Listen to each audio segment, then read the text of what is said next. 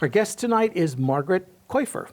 Hi, Margaret. Hi. Welcome to LMC-TV. Thank you so much. I'm happy to be here. You've been here before, so I'm glad to see you back. You are the president of the STEM Alliance, and for those who've not heard of STEM, S-T-E-M? Science, technology, engineering, and math, some core skills that are in high demand these days. Okay, and you're also now involved in the summer camp, the co-op summer camp. That's correct. The STEM Alliance is hired by the Mamaroneck School District to be the lead administrator for Co-op Summer Enrichment, our area's only summer program for low-income children. 90% of the children who attend co-op receive free or reduced lunch. Now, the co-op camp has got a long history. I think it's 40 years in the community. Actually, 60, I believe. It was formed in 1960, the late 60s. And yes, it has a very, very impressive history. Its objective always was to provide opportunities for kids to engage in summer fun as well as academic enrichment and support. Is it aimed at a particular portion of the community, or is it open to everybody? So it is a Mamaroneck School District program, so the only children who attend are from the Mamaroneck School District.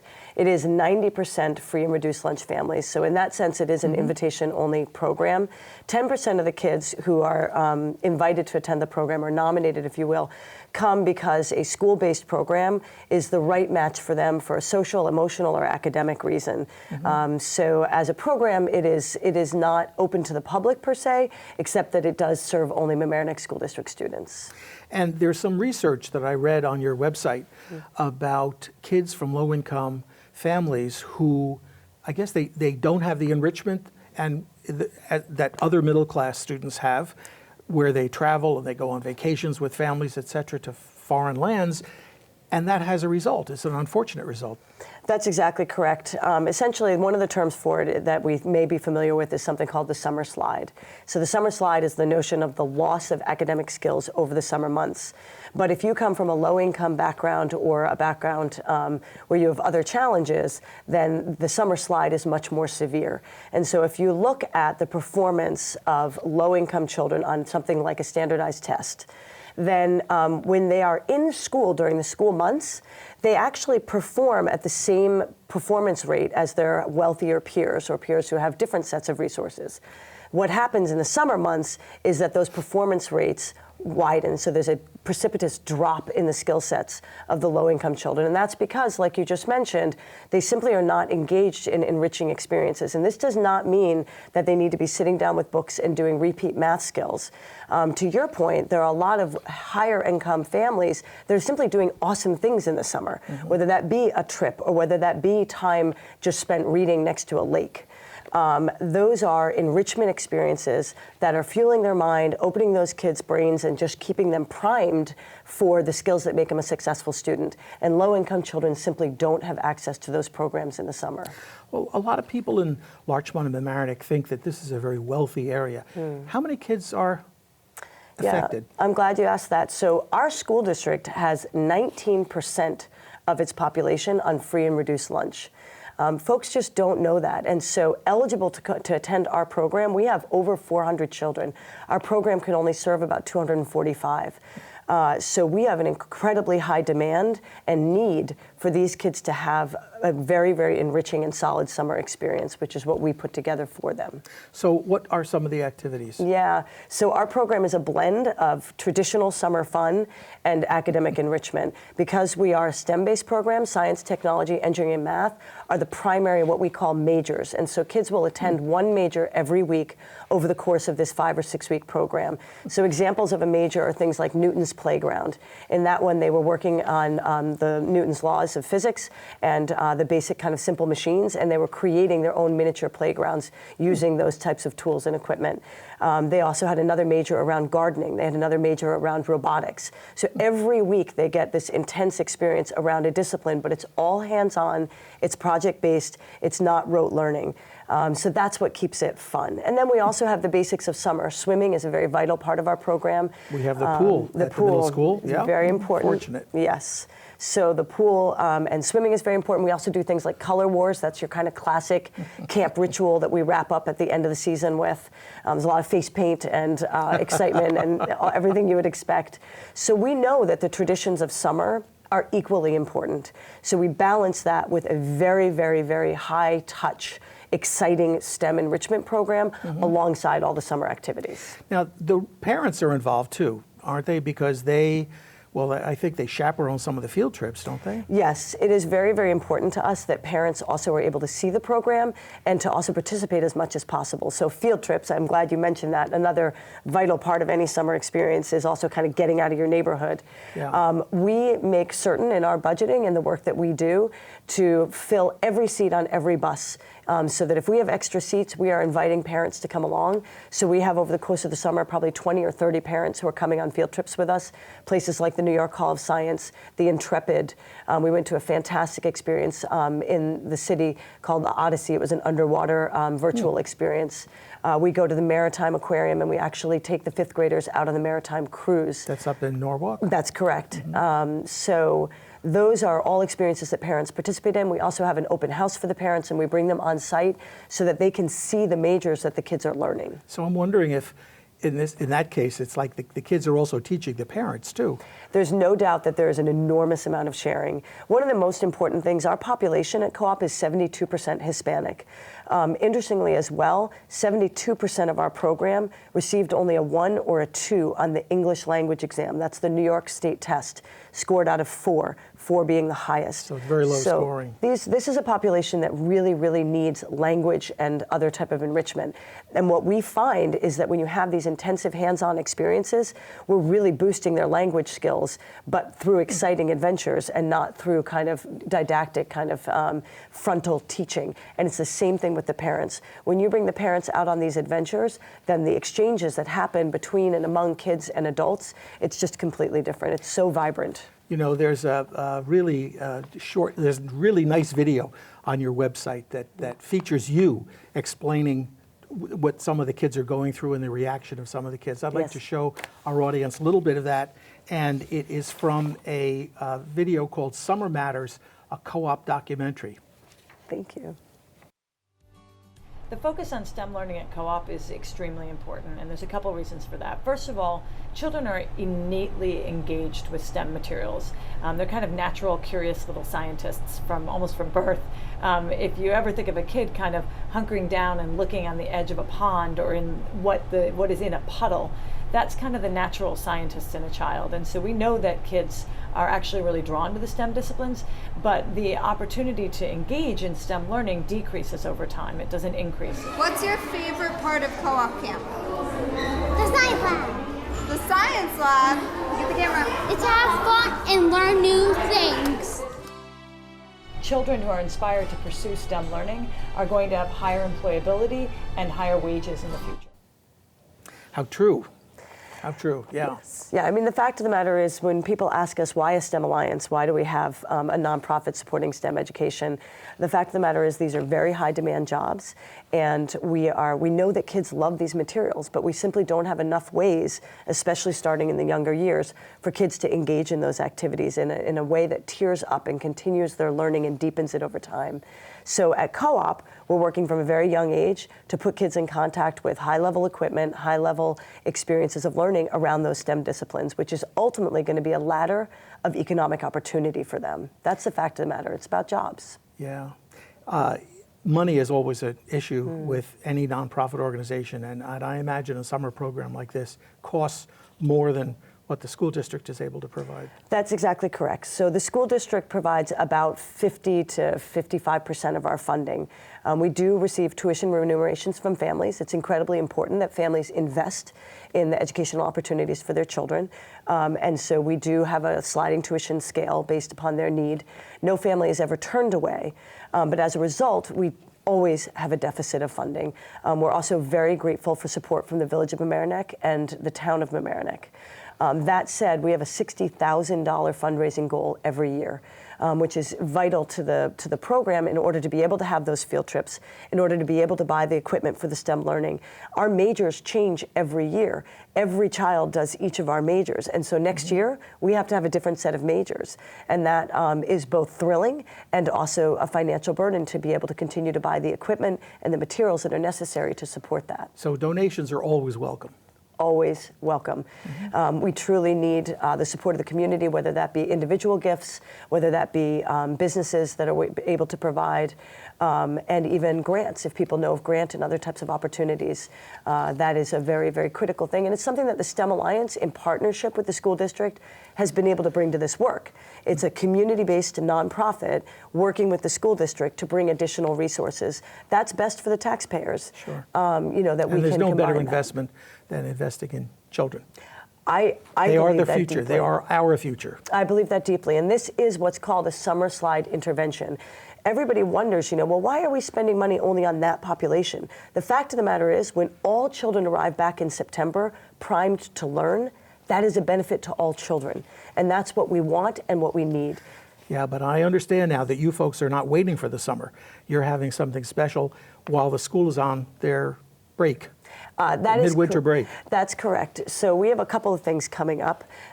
First and foremost, for the Co-op Fundraiser, we have a fundraiser and exhibition where people can learn about Co-op specifically on February 3rd, Monday, February 3rd at Larchmont Temple. So if there's anybody who wants to know more about the program, we really welcome you. That's a public event. And that's in the evening? That's in the evening from 6 p.m. to 9 p.m. at the Larchmont Temple. And do people need to save a seat, reserve a seat? We do ask folks to register. They can do that on our Co-op website, which is www.coopsummer, coopsummer.org/events.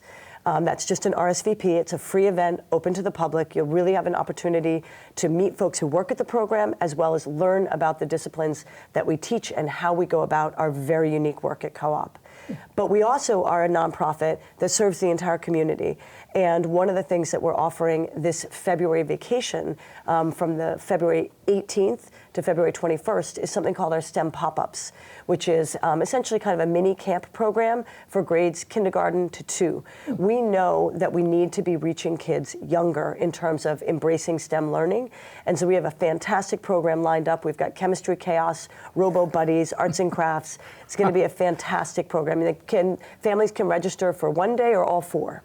That's great. Is that going to be at a certain location, or? That's going to be hosted at Mamaroneck Avenue School, but again, it's open to the public. Any community, Rye, Harrison, Scarsdale, any community members from New Rochelle or otherwise are welcome to register. But it is hosted at Mamaroneck Avenue School. That's great. So that's February 18th to 21. That's correct. But before that, on February 3rd, people can see For the Love of Co-op. That's right. And that is really going to be an exciting event.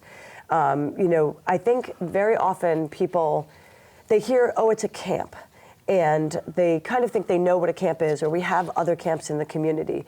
But the various aspects of this camp, the layers of what we do, are really unique. One thing that we haven't really spoken about is that we hire over 50 young adults during the summer to work at this camp, including our middle school co-op program, which is another 2-week program that we offer.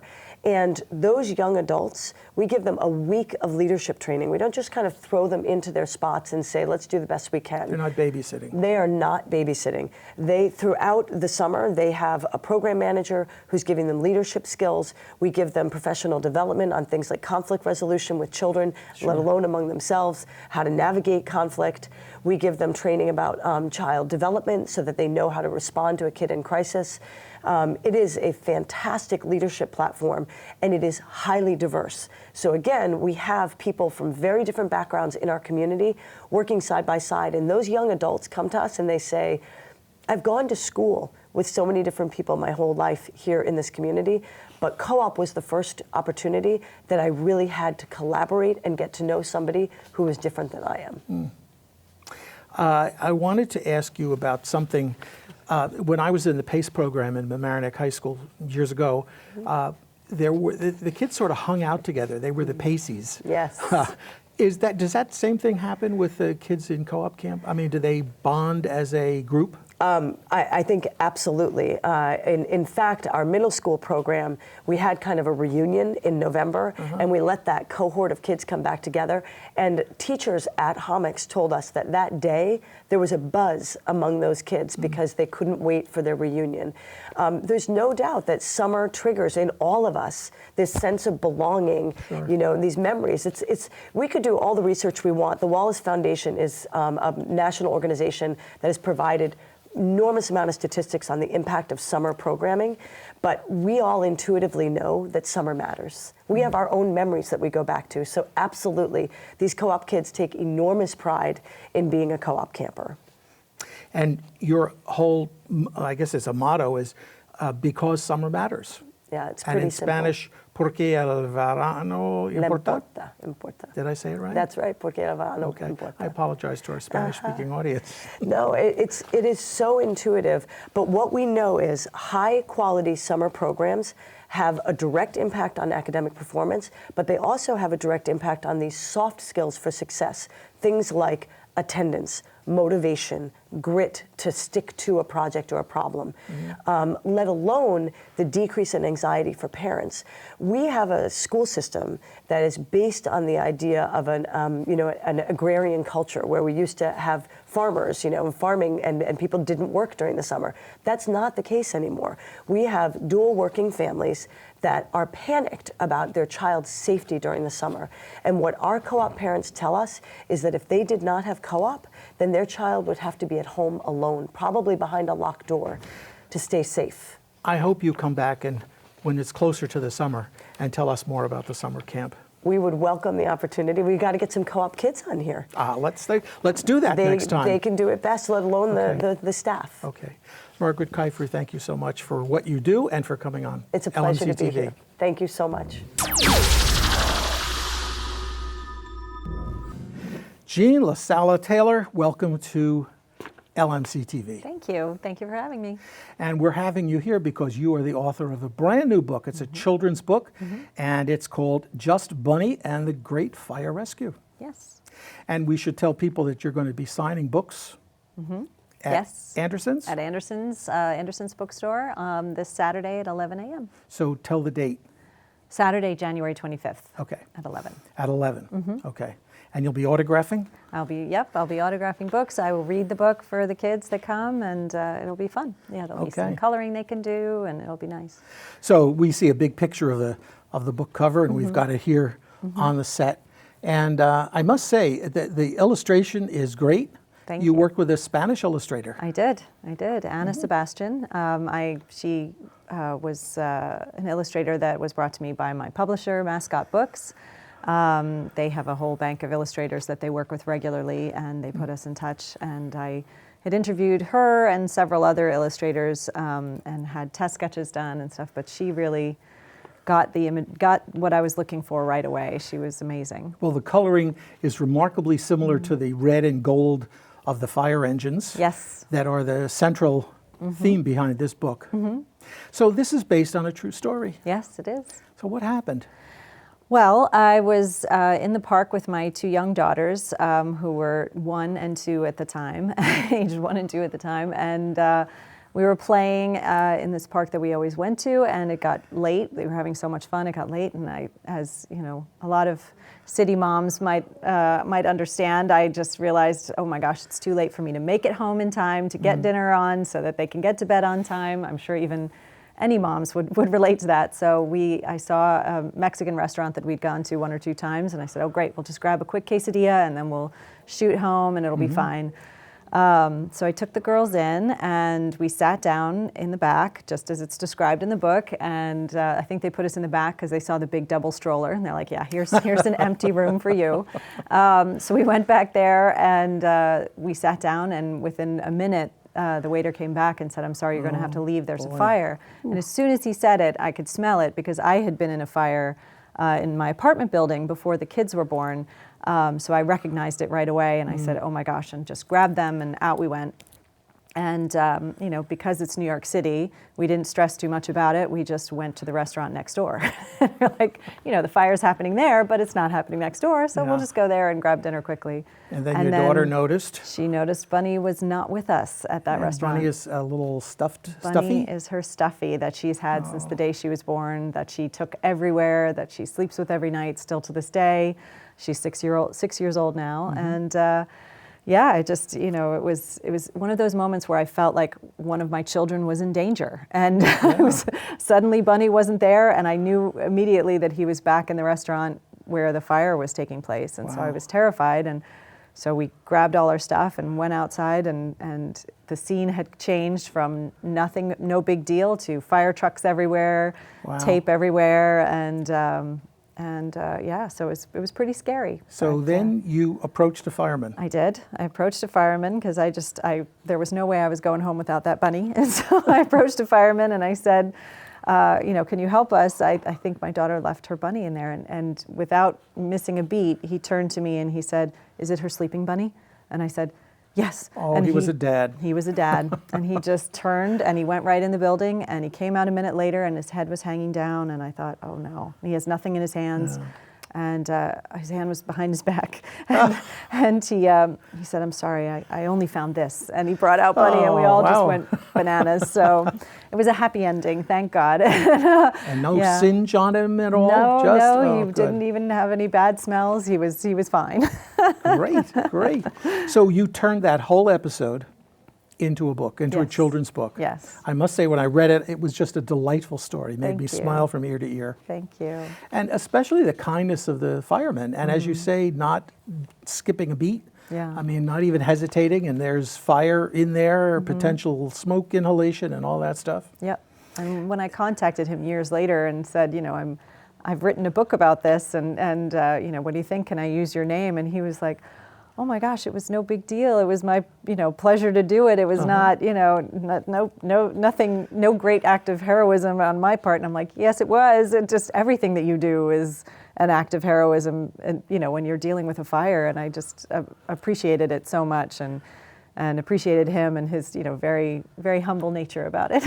So his name is? Captain Anthony Matteo. Yeah. Yes, not Matteo, but Matteo. No, not Matteo. And he's still on the force. He is, yeah. He's not at the. We were at the fire station that responded was Ladder Company 5, Engine 24 from the West Village, and I always remembered that it was the number 5 on the side of the truck, and I remembered his name, so I was able to track him down that way. But he's not there anymore. He's out in Staten Island now. Ah. Yeah. You all rhyme. All of your copy rhymes, which was a fun part of reading through it. Yeah. You had funny and bunny and pride and side and park and dark and dinner and winter and on and on and on. That was deliberate on your part to make yes. it more fun to read? Yes. Well, it was partly because I love reading books in rhyme, the books I read with my kids, I love that. But it was also that in 2016, I got to go see Hamilton. And I went to see Hamilton with my husband. It was still pretty new as a musical, and I was very, very excited to get to go see it. And I was completely motivated by it and excited by it. And I was just thinking in rhyme after seeing Hamilton. And so I wrote the book in rhyme based on that. And the rhythm has a similar kind of a hip-hop beat to it. Yes, and you also have a bunny. I think you called him DJ Cool. DJ Big Apple. DJ Big Apple, thank you. Now he appears, or I think it's a he, appears throughout the book, and on one of the opening pages you challenge the reader to find him. Yes. You can find DJ Big Apple on every page. He's just Bunny's cool, streetwise alter ego is how I like to think of him, and he narrates the story for us. So he's kind of hanging back in the back, surveying the scene the whole time, so you can find him on each page. I found myself, 72-year-old adult, looking for him on every page. Yes. Do the kids react that way too? Oh yeah, they love it. And after the story is over, I included one more page where there's a quote, and there's just an image of the fire truck and the fireman waving to the kids on the street. And I did not put DJ Big Apple on that page deliberately because it wasn't part of the story. So it was like, he's done, Sure. he's finished, DJ Big Apple's done. The kids are not happy about that. They're always looking for him on that page going, where is he? Why isn't he there? So they definitely love having DJ Big Apple throughout the book. And And the next quote- time I know, make sure he's on every single page. And you just mentioned the quote that you had. This is the Yes. one from the Japanese martial artist, and his name, Morihei Ueshiba. I was just about to The try and founder say of that. Aikido. Yes, And I found this quote actually on the FDNY's Twitter page. It's one of their mottos for the FDNY. You want to read it for us? Sure. It's on this page here. Yes, absolutely. Loyalty? Oh, there it is. Okay. Loyalty and devotion lead to bravery. Bravery leads to the spirit of self-sacrifice. The spirit of self-sacrifice creates trust in the power of love. And this is especially important to the fire department. And as you said, it's their motto, among their It's one mottos. of their, yeah, and it to me, it really, once I read it, I said, oh my gosh, that's what my book is about. That's why this moment touched me so much, is this moment of self-sacrifice, and this idea of just, being willing to do this for a complete stranger. And I think that kind of encapsulated life in New York City, is these moments of, these just random acts of kindness that you'll find from a stranger. And particularly the FDNY is, they're doing things like this every day for people that they, have never met, may never meet again, putting themselves in harm's way. And, as a citizen, it just makes me feel so loved. It really does. And it's a now wonderful that you're thing. a Larchmont resident, I think you've Yes. embraced the Larchmont Fire Department. I certainly have. They're wonderful. I mean, it's pretty much universal that they're not Yeah. only good looking, but they're also wonderful people at every fire station I've been to since starting this book. Now, you told me before we sat down here that you recently did a reading and you had somebody from the Larchmont Fire Department come in. Yes, firefighter Charlie came in. Charlie Betcher, he came in. This was at Larchmont Temple? Larchmont Avenue Church. Oh, Larchmont got it, Avenue okay. Church. We had a cookies and milk bedtime story, and firefighter Charlie came in and did a demonstration for the kids, showed them what it's like when a firefighter's wearing his full uniform, so that they don't feel scared if they ever see that, and talking to them about fire safety, and they've been wonderful, just being real champions of this book. And Is there another book that you're thinking about that can Yes, feature our local Just Bunny fire and department? the Great Just Bunny and the Great Police Pursuit is actually the next book. So that's going to really? feature the Oh, police. okay. We're gonna do the police. But yeah, this is really. I mean, I know I focus on the FDNY because that was my experience. Sure. But really, it's about firefighters everywhere, and it's about thanking them and appreciating what they do for us every day. I think that's so valuable because we often see, well, as adults, we often see police, they're following us or they've got their lights on and they're rushing past to some emergency. And the same with the fire people. But Yeah. you have to stop and think, well, what are they doing and Yeah. how helpful they've been. And Yeah, and I mean, unless you have a firefighter or a policeman in your family, it's hard to really understand what that might be like. So having that, that moment to just appreciate what they do and to respect what they do, I think it's so important for our communities and to appreciate them and to respect what they're doing for us. Now, you're a full-time actor. Well, right now, not full-time, but yes, I have been. That's my profession. I was a full-time actor, yeah. And, How did that influence your writing the book?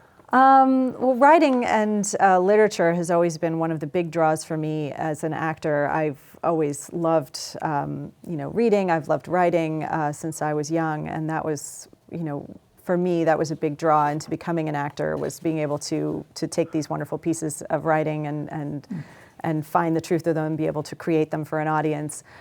So I've written some plays myself. I've written a screenplay, and I've always wanted to write a children's book. So this was just something that, once I had my children and I was reading so many children's books, I was really inspired to do it. So. And the second one is coming out.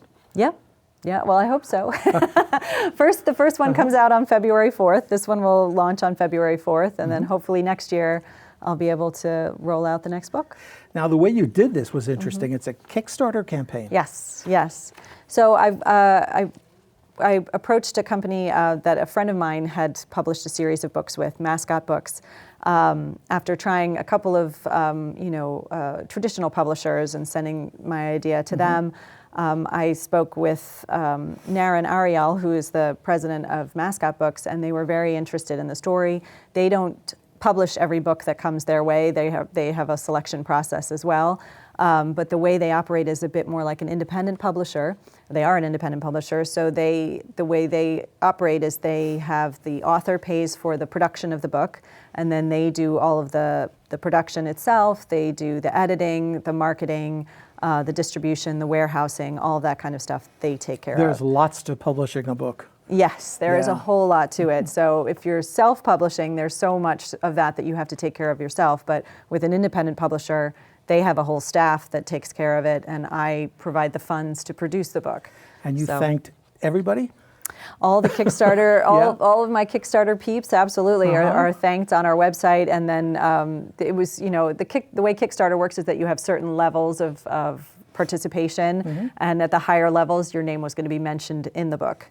So there are a few that are mentioned in the book, and then the rest are all mentioned on the website. But they're all part of this process, and they've all been incredibly supportive and helping me get the word out. And they're part of my team now. So The illustrator is a Spanish illustrator? Yes. And so you must have communicated a lot by email and...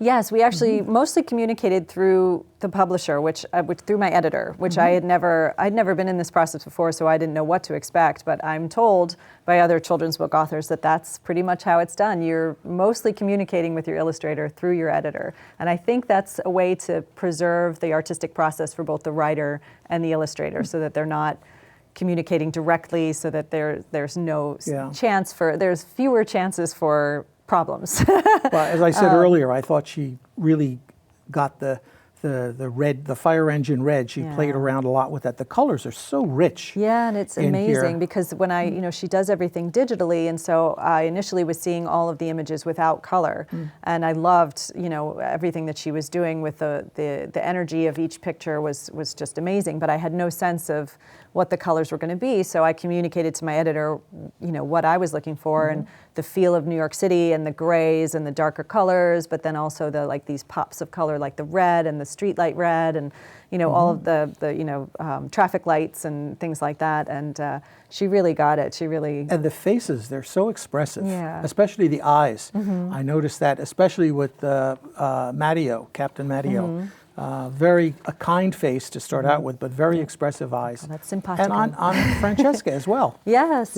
I think kids respond to that so much. I mean, they see so much in your eyes, and you can tell from a little baby.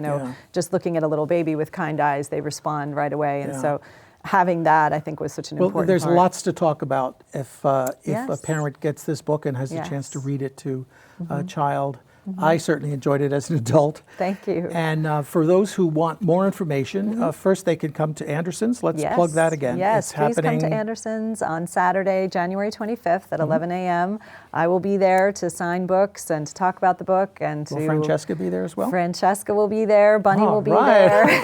Okay. Yeah, my kids are really enjoying this process, so they'll definitely be there. And it's a lot of fun. And then we're also doing a launch event on February 1st at the Greenwich House Music School, and hopefully some of the guys from Ladder Company 5 will be there as well. So I'll be signing books there as well. That's February 1st, also a Saturday at 11 a.m. And people can get more information on your website, yes? Which is? JustBunnyBooks.com. JustBunnyBooks.com. Okay. Yeah. Thank you so much for coming and visiting LMC-TV, and wish you well and come back in the future. Thank you. It's been a pleasure.